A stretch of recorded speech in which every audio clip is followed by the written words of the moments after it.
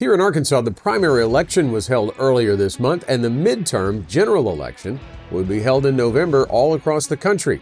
In this week's Fastest 4 Minutes in Finance, a look at what history tells us about the stock market in a midterm election year. Hello and thanks for joining us. I'm Scott Inman. Well, first off, when we look at how elections impact the stock market, we are really talking less about fundamentals and more about investor psychology. It's not so much the election itself that impacts the markets, but often it's the political campaigns. So perspective matters. According to Chris Fasciano, chief market strategist at Commonwealth and a guest writer for the LPL Research blog, only 3 times has the incumbent president's party picked up seats in the House of Representatives during midterm elections. It happened in 1934 with Franklin Roosevelt, 1998 under Bill Clinton, and 2002 when George W. Bush was in office. So it's much more common to expect the opposition party to pick up seats in Congress.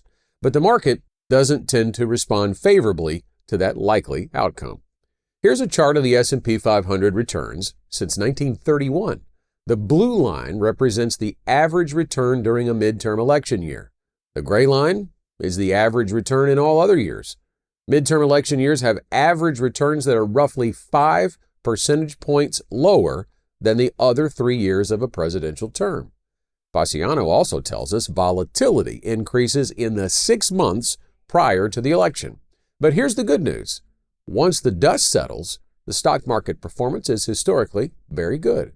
Here's a chart showing the S&P 500 index price return 1 year following the midterm election, really the 3rd year of a presidential term. The red bars are Republican presidents, and the blue bars represent Democrat presidents. The average 1-year return after the midterms is 15.4%. It's 7.8% in all other years. Now, it's also worth pointing out in that chart that the market has produced those returns regardless of which party controls the White House, the Senate, or even the House. Fasciano theorizes that after the fallout of a midterm, the presidential administration tends to pivot toward pro-growth policies, either to support re-election, cement their legacy, or strengthen their party for the next election. Now, there are always other factors involved in any given year that impact the stock market as well. So the bottom line, we should expect volatility this year and every year. But major portfolio changes shouldn't be made over fear or hope of election results. Fasciano writes, well-constructed portfolios are designed to participate in market upside while managing risk during periods of weakness.